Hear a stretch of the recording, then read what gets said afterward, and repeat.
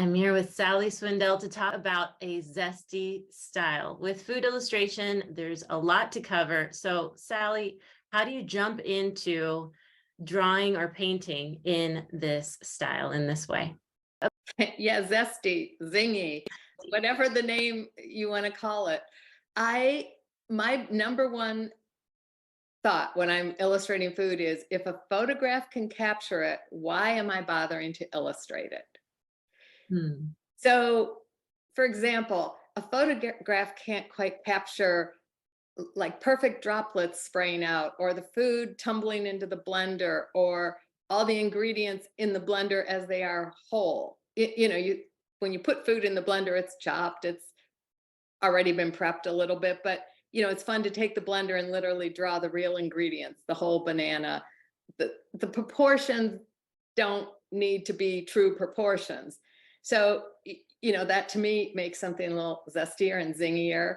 And my main mantra in life, which I came up with, I think back in 2019, is to stay colorfully creative. And I apply that literally to every part of my life.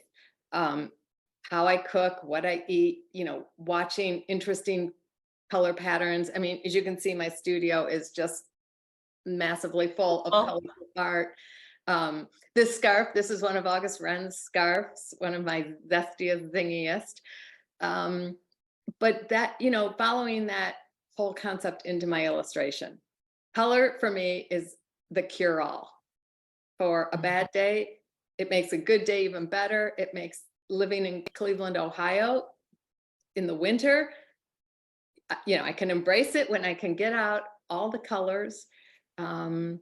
I recently had a gathering where friends came over and we had like 700 colored pencils, and we just talked, and most of us just drew triangles to find new color palettes. We closed our eyes, pick a pencil, and whatever colors end up next to each other, you come up with palettes you don't normally create. And I take that into food illustration. The lemon doesn't have to be yellow. You can mix it up. All you really need for a watermelon to be recognizable is that shape and a seed. I love that you're making the distinction, though, between food illustration and really illustrating. Like, really, you're just focusing in on that past part, which I think then leads us into this zesty feel, right? Where you are looking at food illustration and comparing it to food photography and saying, okay, that's that. I want to bring my own twist, or like really capitalize on the things that I can do with my mediums, which actually you have a lot of diverse mediums. So what do you use to create your illustrations? Once that iPad came out with the Procreate app, and I have a few favorite brushes, and the background texture from Lisa Bardot's Magic Papers, Fine Fibers, is just so near and dear to me. It makes every color like shine from within. Total sparkle, looks like a watercolor. Cool. And I think there's something to illustration, food in particular. You can change the narrative. You can build in a story. You can like add more zest to the zesty. You can make that lemon even lemonier than a photograph, and playful, but there's just so many ways to add more through illustration, whatever your medium. I mean, do I feel bad that I use an iPad? No. No, I work it to the very best that I can. Yeah, and you were talking earlier about color and how much you love to capitalize on that and the fun. Do you feel like that infuses or needs to be in all of your pieces? Or do you go into like other emotions? And we're talking about food here, so I love it. Yeah, it depends on like the story that I want to portray. If I want like to illustrate a ginger tea for helping you through a nasty cold or something, there's like, I want the quiet illustration, I'll go. Color to me doesn't have to be 100% day glow and chromatic. I just love the mood that color creates, you know, whatever, however you're using it, whatever palettes. I literally, when I'm sitting here drawing triangles, just randomly picking colored pencils and putting them colors next to each other, I will get so excited when I see a good match happen. You know, it's something that's out of my control. I'm letting it be random, but then something happens. Well, I mean, it's the same if I pick a color and it's like, oh, I don't like that. It's kind of like, wait, next color. But I think you can change the mood so much. I started sharing what's become like my kind of color on my Instagram. Other illustrators and painters and artists and textile designers, and it's not all like super bright and chromatic.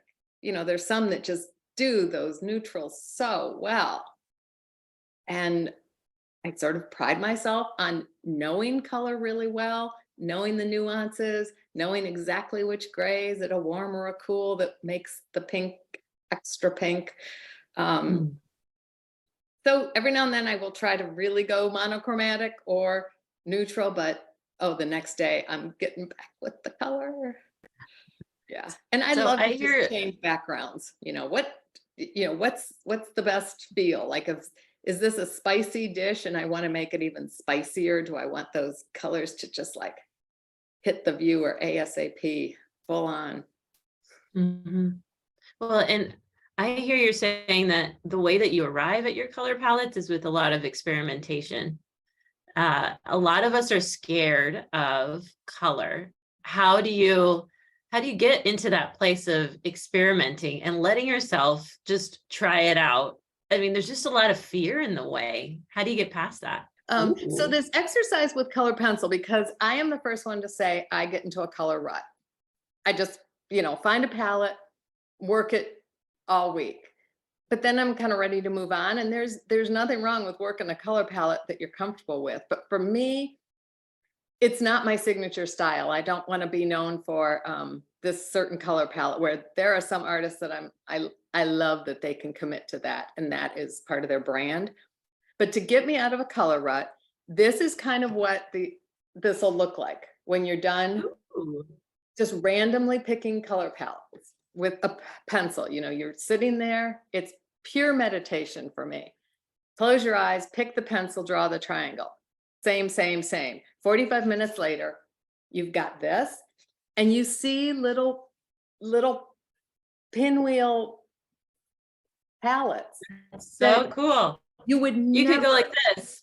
You Yeah. could go like this, like, And this little group here, there are some areas that I was like, I would never choose those colors on my own, ever. But I love them. And then I'll take those and turn them into, like, here's a good example. This little section right here. I take those colors and I build 3 illustrations off of it with kind of a focus on the different prominent color. And it's like, wow, like I feel like I just like leaped into a whole new color universe. And it's come from complete randomness, but then your curatorial eye finds the part that's interesting and you're drawn to. And I wouldn't get there without an exercise like this.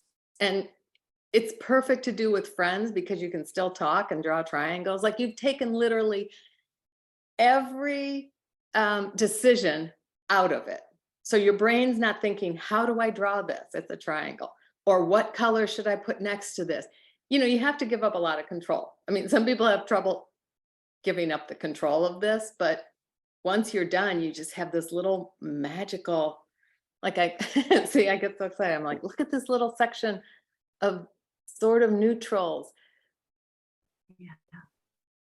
In whatever medium you work in, if you continue with color pencil, just go grab those pencils again. If you paint, you can certainly highlight, add an accent, go from there. There's really no rule, but it's the best springboard into not being afraid of color and just getting out of your own head.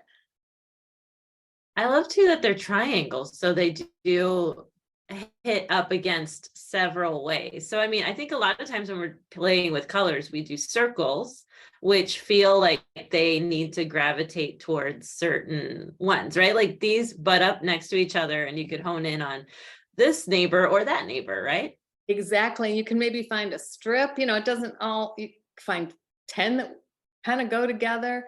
And I can always find a new palette. And even if I don't, which I don't know how that would be possible, but it's such an enjoyable exercise. And I'll That is I so use that to then do food illustration in a non-representational palette. smart.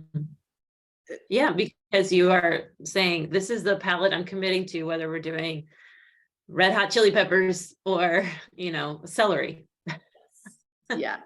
And I mean, color is just the most, like I said, it's like the cure-all for so many things to me. And it's so easy if you're working digitally because there's no mess, there's no waste of paint. The color pencils are super easy. I want to paint with gouache, but I want to start painting at like top level. I don't want to go through the frustration, and I know that's a ridiculous thing to say, but the iPad is just so easy. So, Sally, you and your brother Nate have been working on a platform for years. Tell us about They Draw. We started this platform back in 2009, I believe, 2009, 2010. And it was just food. They draw and cook.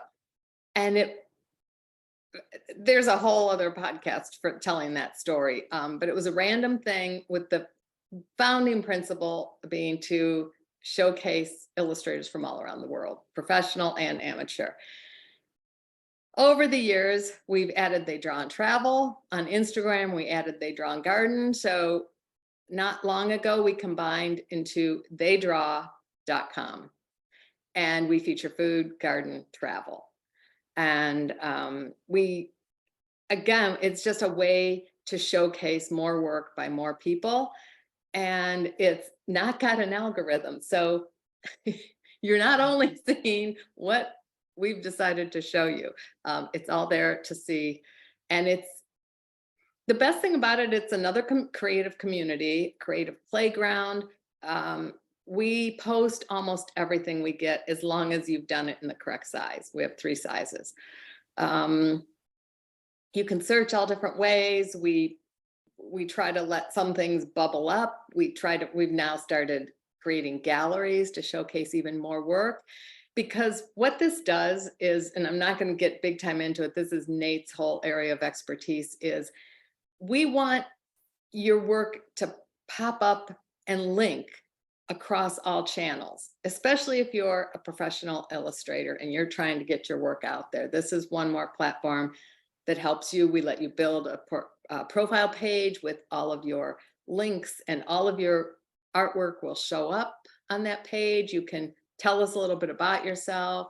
It's like a little mini portfolio. You can do map illustrations, garden illustrations, food illustrations. And then we've got all those super active communities on Instagram, and it's just a great gathering place. We see all sorts of recipes and destinations, and you can just do food illustration. You can do a pattern. It doesn't have to be a recipe.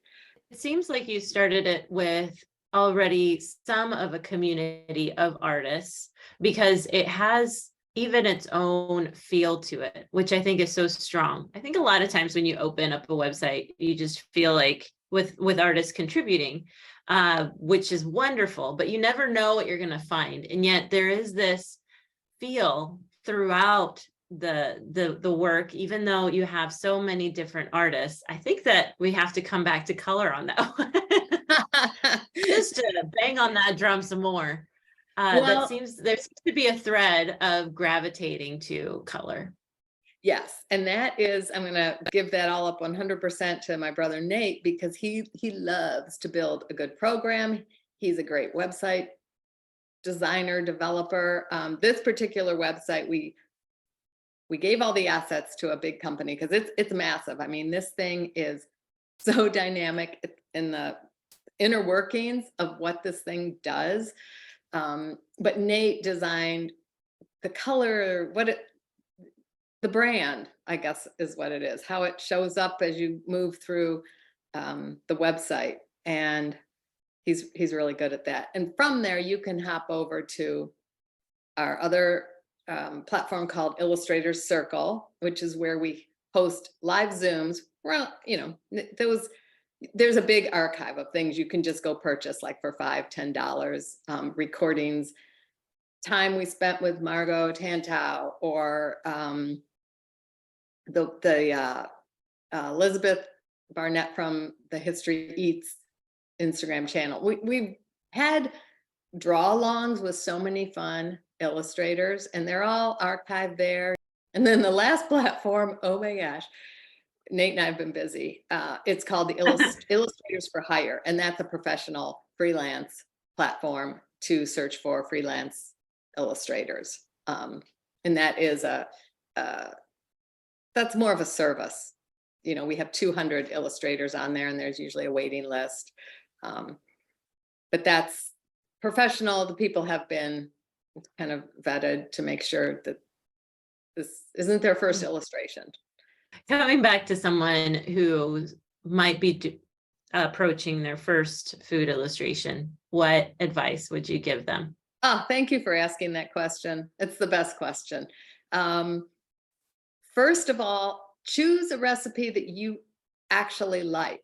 I'm a vegan. I will never illustrate meat. Even if someone offered me $10,000, I'm not illustrating meat. It's just my thing. So pick something that you really like.